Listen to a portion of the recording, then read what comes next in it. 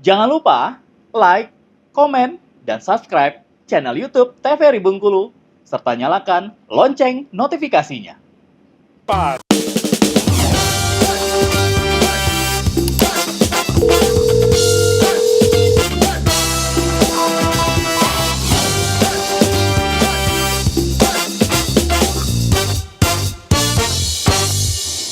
Terima kasih pemirsa, Anda kembali menyaksikan Dokter Kito dan masih ada kesempatan jika pemirsa di rumah ingin berkonsultasi secara langsung di 0811 101 3210. Masih ada kesempatan dan kami tunggu pemirsa. Baik, kita lanjutkan ke Dokter Nadia untuk pemaparan materi. Boleh kita lanjutkan, Dokter? Pencegahan ya.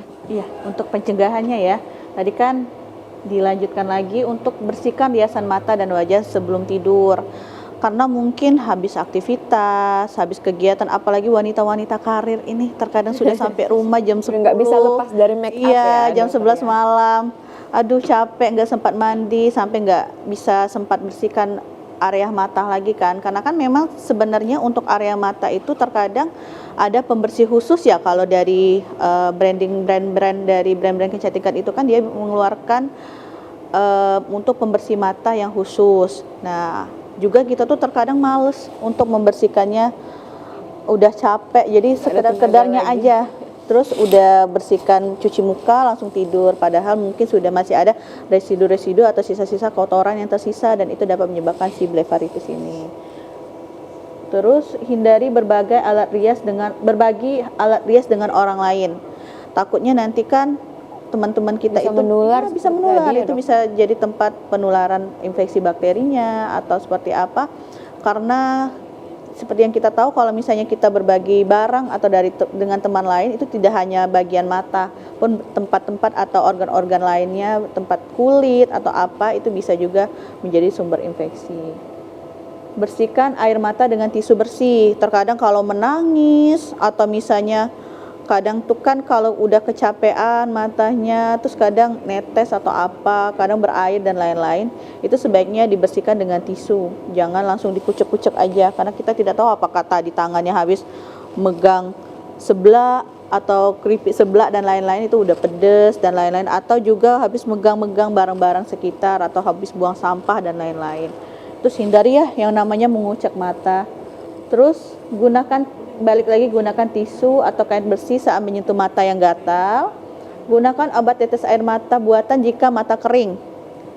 Konsumsi makanan yang mengandung omega 3, itu seperti ikan salmon, tuna, ikan kerapu dan ikan sarden yang banyak mengandung protein supaya infeksi-infeksi juga tidak mudah berkembang pada tubuh kita. Kalau sulit ikan gabus juga banyak. Boleh, bagus juga ya, itu. Dokter, ya? Iya, ikan gabus mungkin luka juga ya. Iya, apalagi ikan-ikan, pokoknya ikan-ikan berbagai macam jenis ikan. Terutama kalau kita lihat ini merupakan kelompok-kelompok ikan laut ya. Betul. Ya, jadi untuk anak-anak nih terutama jangan lupa dan jangan males untuk makan ikan. Kadang mau makan ayam aja ternyata ikan itu banyak sekali manfaatnya. Atau pemirsa di rumah bisa mengakalinya dengan memberikan vitamin atau multivitamin yang mengandung omega 3. Terus rawat kondisi kulit yang dapat memperparah masalah blefaritis seperti tadi, bisa dikompres ya atau dilakukan pijat mata seperti itu.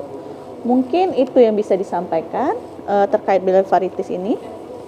Baik dokter, silakan duduk terlebih dahulu. Nah kalau untuk blefaritis ini sendiri sebenarnya dia ada kambuh nggak sih dok? Kalau misalkan kambuh itu apa yang harus kita lakukan dari dokter Junia? Kalau blefaritis, kambuhnya itu ya tergantung hygiene-nya. Kemudian kebiasaannya diperbaiki atau tidak. Karena sudah sekali terkena itu berarti memang dirinya rentan ya. Hygiene-nya berarti kurang bagus, atau blefaritisnya karena penyakit lain, dermatitis seborrhoeic. Yang kita kontrol biar blefaritis tidak kambuh adalah dermatitis seborrhoeicnya jangan sampai relapse, jangan sampai kambuh juga. Karena kalau dermatitis seborrhoeic itu kan kita tidak menyembuhkan ya. Cuma kita kontrol biar dia tidak kambuh nih gitu. Sedangkan blefaritis kita bisa cegah supaya dia tidak kambuh, tidak terjadi gitu, tidak terinfeksi lagi atau tidak berulang. Jadi yang kita kontrol itu penyebab utamanya. Gitu. Nah, satu lagi nih tadi kita bahas tentang tetes mata ya. Pemirsa di rumah jangan sampai salah, tetes mata itu tidak bisa digunakan sharing. Kebanyakan kan ada tuh Sering sharing nih ya, menganggap itu hal yang biasa gitu dokter. tidak bisa sharing.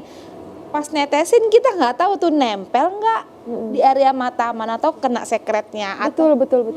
tetes mata tidak boleh digunakan sharing. Misal paracetamol tablet, beli sekeping misalnya, oh udah nih cuma demam 2 hari, minumnya cuma 3 biji atau berapa. Sisanya boleh diminum orang lain karena dia perbungkus steril. Tapi berbeda dengan tetes mata, tidak bisa sharing. Tidak bisa sharing. Tidak disarankan sharing. Betul. Seperti kata dokter Nadia juga tadi diharamkan seperti itu. Tidak disarankan Tidak ya. disarankan. Oke, kalau dari dokter Nadia ada pesannya untuk pemirsa di rumah terkait dengan tema kita hari ini, apa saja yang harus dihindari karena kan seperti pembuka tadi tidak hanya kulit wajah yang harus kita rawat, yang melainkan mata juga adalah suatu hal yang sangat penting seperti itu. Baik, mungkin kalau misalnya kita berobat ya di klinik ataupun di praktek itu akan diberikan obat. Nah, nanti ditanyakan juga terutama pada dokternya, apakah ini ada pemberian dari antibiotik atau tidak. Terkadang dari masyarakat sendiri, mungkin karena sudah menganggap gejalanya ini sudah mendingan, sudah tidak terasa nyeri ataupun perih, itu penggunaan antibiotiknya itu dihentikan. Nah, sehingga bikin penyembuhannya itu tidak total atau tidak tuntas. Jadi misalnya cuma dipakai salep ataupun tetes matanya 2 hari karena ngerasa, duh udah enakan nih. Padahal sebenarnya terjadi iya, ya itu ya. padahal sebenarnya mungkin krustanya itu masih ada ataupun infeksinya masih ada dan harus ditanyakan dengan jelas dengan dokternya apakah penggunaan obat ini cukup dalam jangka waktu 3 hari, apakah ada kontrol ulang lagi supaya matanya tidak berulang untuk keluhannya. Terus juga memang harus dijaga juga hygiene matanya. Ingat, makanya zaman-zaman COVID disuruh cuci tangan yang bersih itu bukan cuma untuk sekedar kita terkena dari virus COVID sebenarnya, tetapi memang banyak sekali penyakit yang disebabkan oleh tangan kita.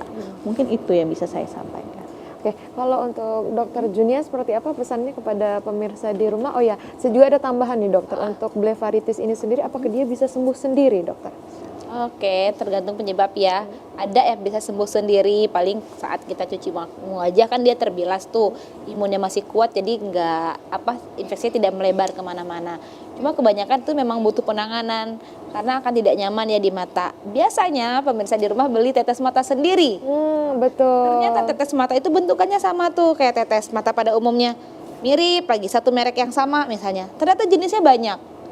Misal mataku kering, ya udah mau beli tetes mata untuk mata kering ya, ternyata dibeli antibiotik, itu yang banyak salah. Begitu. Jadi pemirsa di rumah hati-hati nih dalam pembelian tetes mata untuk berikutnya. Pastikan yang dibelikan itu sesuai. Baik, terima kasih Dokter Junia dan juga Dokter Nadia karena sudah berbagi informasi kepada pemirsa di rumah, dan tentu ini juga mengingatkan kita semua agar tetap menjaga kebersihan dimanapun berada pemirsa. Baik pemirsa, terus saksikan Dokter Kito Senin hingga Jumat pukul 10 waktu Indonesia Barat. Saya Helda Amelia undur diri, terima kasih dan sampai jumpa.